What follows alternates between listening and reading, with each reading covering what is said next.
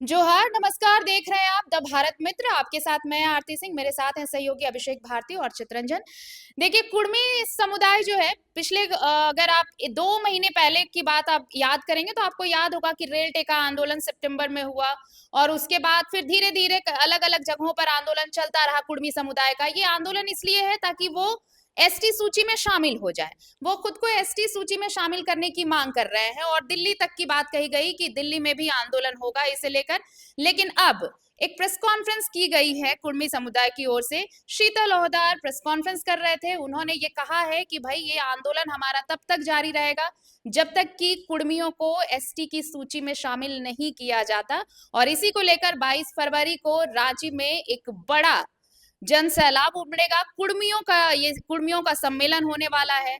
तो अब ये सम्मेलन होगा, इसमें फिर से वही सारी बातें होंगी कि कैसे इस आंदोलन को और धार दिया जाए। बहुत कुछ कहा गया है इस प्रेस कॉन्फ्रेंस में। पहले सुन लीजिए शीतल ओहदार को, फिर अपने सहयोगियों से बात करेंगे। सुनिए ये प्रेस कॉन्फ्रेंस। नहीं है, हम लोग लगातार संघर्ष कर रहे हैं। विगत दिनों आप देखे होंगे कि रेल टेका जो हुआ, और रेल टेका एक ऐतिहासिक रेल टेका था। भारत सरकार में संज्ञान में लिया, वादा भी किया कि हम बहुत जल्द आपको वार्ता में बुलाएंगे। वादा खिलाफी किया, वार्ता में बुलाया नहीं।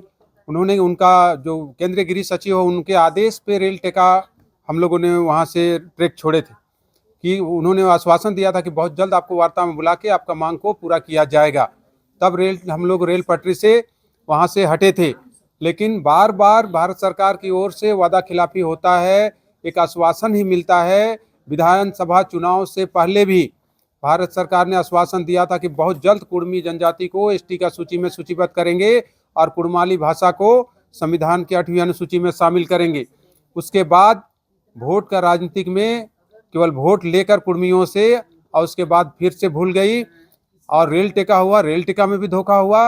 अब 22 फरवरी को कुर्मी समाज ने यह निर्णय लिया है कि रांची के प्रभातरा मैदान में 5 लाख लोगों की जुटान होगी कुर्मी समाज की, और 5 लाख जुटान में एक आह्वान किया जाएगा, भारत सरकार को बाध्य किया जाएगा कि आप जितना जल्दी हो सके कुर्मी जनजाति को एसटी सूची में शामिल करें और कुड़माली भाषा को संविधान की 8वीं अनुसूची में शामिल किया जाए।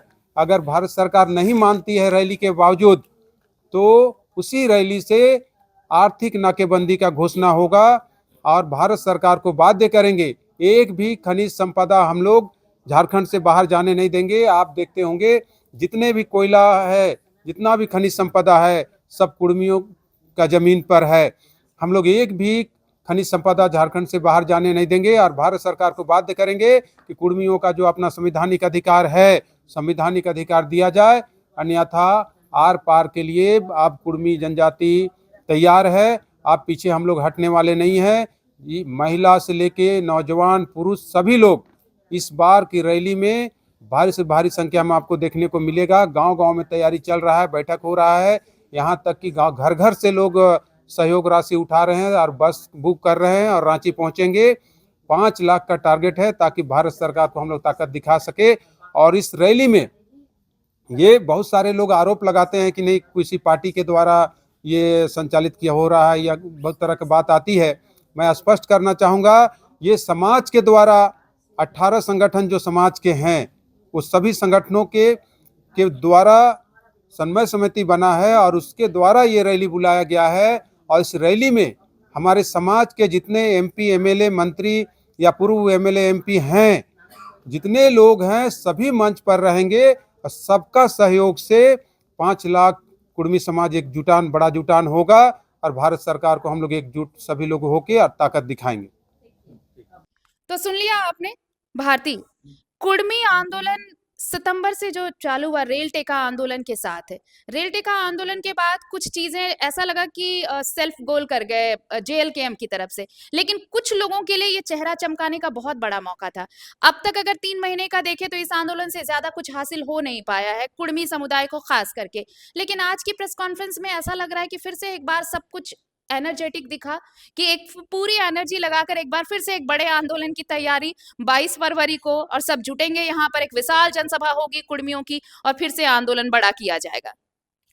बहुत इंटरेस्टिंग चीज मैं आपको बताता हूँ। शीतल ओहदार की प्रेस कॉन्फ्रेंस हम लोगों ने सुनी।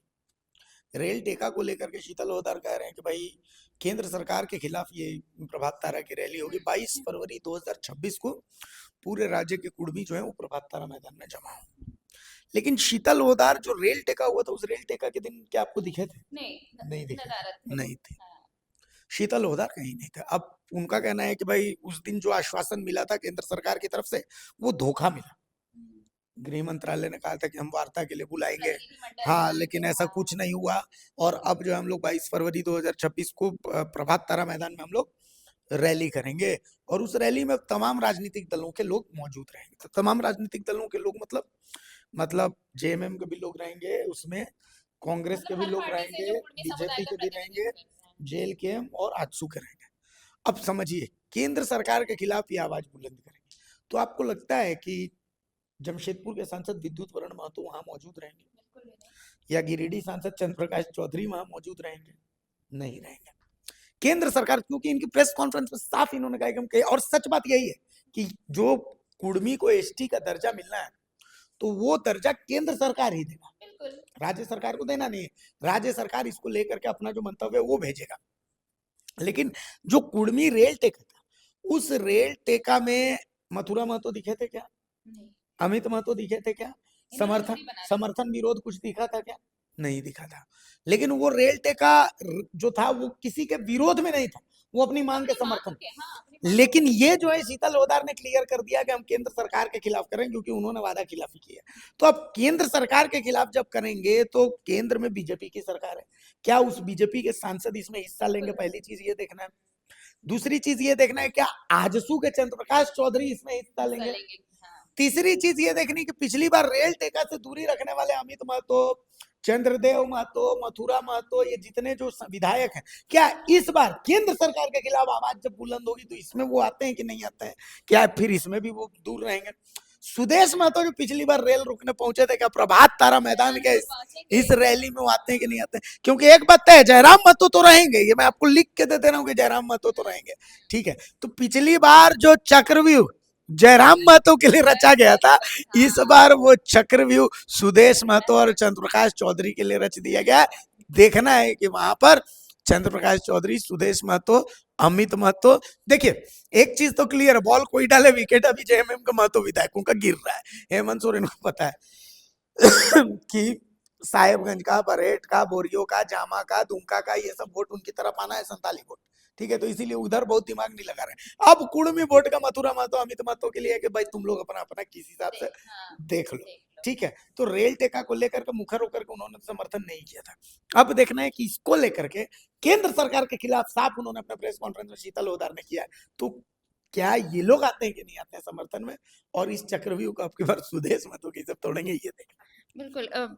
चित्रंजन, इस बार मुश्किल है। पिछली बार तो देखिए जयराम महतो टूटे हुए पैर के साथ भी आ गए थे भाई, लेकिन उसके बाद क्या हुआ ये सबको पता है। ये कहा गया कि सेल्फ गोल तो नहीं कर लिया कहीं जयराम महतो ने। घाटशिला उपचुनाव में भी भारती से ही बातचीत हो रही थी, इन्होंने सवाल भी पूछा था, हालांकि ये ऑफ रिकॉर्ड जरूर है, वो कह रहे थे कि हाँ भाई गलती हुई है, लेकिन ये गलती अब उनके लिए बोनस पॉइंट बन सकता है प्रभात तारा मैदान में, और अब वही चक्रव्यूह सुदेश महतो, अमित महतो जैसे लोगों के लिए होगा। बिल्कुल, देखिए, बिल्कुल आरती आपने सही कहा कि ये चक्रव्यूह है, पॉलिटिकल चक्रव्यूह, राजनीतिक चक्रव्यूह। लेकिन देखिए सुदेश महतो भी मंजे हुए खिलाड़ी हैं, और इसमें वो जानते हैं कि इन सारी चीज़ों से उनको कैसे निकलना है। दूसरी बात देखिए, ये जो मांग है, कुर्मियों की जो मांग है, आज की नहीं, बहुत पहले से ये मांग चल रही है। हाल के दिनों में इसकी राजनीति तेज हो गई है, क्योंकि झारखंड में बहुधा संख्या है कुर्मियों की, जिसका वोट बैंक भी अच्छा खासा है। तो हर पार्टी की निगाहें इस पर होती है, और हर पार्टी में कुर्मियों के नेता भी है। लेकिन जब कुर्मियों को आप देखेंगे तो हर क्षेत्र पे अलग अलग इनके नेता हैं। कहीं मथुरा प्रसाद महतो आगे बढ़ते हैं, कहीं जयराम महतो, किसी क्षेत्र में सुदेश महतो। इन लोगों की यूनिटी वाली नेता की एक नेता ऐसा नहीं है। दूसरी बात क्या है कि इनकी मांग, आप देखिए ऐसा एक मुद्दा है, अगर ये एसटी में शामिल हो जाएंगे तो आदिवासी कहाँ जाएंगे? फिर आदिवासी इसका विरोध करे। आप देख लीजिएगा कि जैसे इनका ये कार्यक्रम बना है, शीतल ओदार कुर्मियों के लंबे समय से राजनीति कर रहे, कुर्मियों का नेतृत्व कर रहे हैं लंबे समय से। लेकिन देखिए इसमें सबसे बड़ी महत्वपूर्ण बात है कि इसमें संख्या कितने कितने लोगों का समर्थन हो। बड़े लोगों विधायक सांसदों की बात छोड़ दी, आम जनता कितना इनसे जुड़ पाता है। दूसरा चीज क्या है, आप देखिएगा इसके बाद अब कुछ दिनों के बाद आप देखिएगा आदिवासी संगठनों द्वारा इसका जवाब आएगा कि अगर वो केंद्र सरकार के खिलाफ करेंगे तो वो भी इस तरीके का कोई जनसभा या कोई प्रदर्शन रैली जरूर करेंगे। क्योंकि आपने देखा रेल टेका जो आंदोलन था उसके बाद आदिवासियों का भी प्रदर्शन हुआ था कि कोई भी नहीं चाहेगा कि उनके दूसरे समुदाय के लोग उनके समुदाय में आए और संख्या बढ़े। इस देखिए सिर्फ संख्या बढ़ने से नहीं बल्कि पूरा जो मामला जो है वो आरक्षण को ले, आरक्षण का लाभ फिर ये लेने लगे। तो कई सारी चीजें देखिए कुर्मियों में क्या है, मथुरा प्रसाद महतो जब मंत्री थे तो इनको जो है जमीन वाले मामले पे तो इनको एसटी बना दिया, लेकिन बाकी लाभों से इनको वंचित कर दिया। तो ये मामला बहुत पेचीदा है, जितना आसान बाहर से दिखता है उतना आसान वाकई में है नहीं। क्योंकि देखिए जब राज्य में कुर्मी जब अपना जमीन बेचने जाते हैं तो सीएनटी पे आ जाता है जमीन। तो देखिए मामला बहुत पेचीदा मामला है, बहुत फंसा हुआ है। कोई भी पार्टी जो है इसको बहुत इतनी आसानी से हल नहीं कर पाएगी, क्योंकि जो भी पार्टी इस पर हल करने जाएगी, एक तरफ कुर्मियों का विरोध होगा तो दूसरी तरफ आदिवासियों का विरोध, मतलब एक वोट बैंक को उसको नाराज करना। चलिए, तो वोट बैंक की तो बात हो रही है, लेकिन ये एक बहुत बड़ा मंच होगा जहां पर ये देखने को मिलेगा कि क्या इस मंच पर जिस तरह से शीतल होदार कर रहे हैं कि सभी पार्टी के कुर्मी समुदाय के जो प्रतिनिधित्व वाले नेता हैं, जो प्रतिनिधि हैं, वो मंच पर आएंगे। लेकिन अगर केंद्र सरकार के खिलाफ है तो क्या बीजेपी और आजसू के नेता इस मंच पर नजर आएंगे, चाहे वो कोई भी हो। लेकिन एक बात तय है कि जयराम महतो के लिए पिछले 3 महीने पहले जो उनके लिए स्थितियां थी, परिस्थितियां थी, राजनीतिक परिस्थितियां, अब वो अचानक से 22 फरवरी 2026 को बदलेंगी और वही परिस्थितियां दूसरे नेताओं के लिए होंगी जो खड़े होकर रेल टेका में अपना समर्थन जता रहे थे। बाकी आप क्या सोचते हैं? आप कमेंट सेक्शन में अपनी राय हमें भेज सकते हैं। लाइक करिए, अगर वीडियो पसंद आया हो तो शेयर भी कीजिए। देखते रहिए भारत मित्र। नमस्कार, जोहार।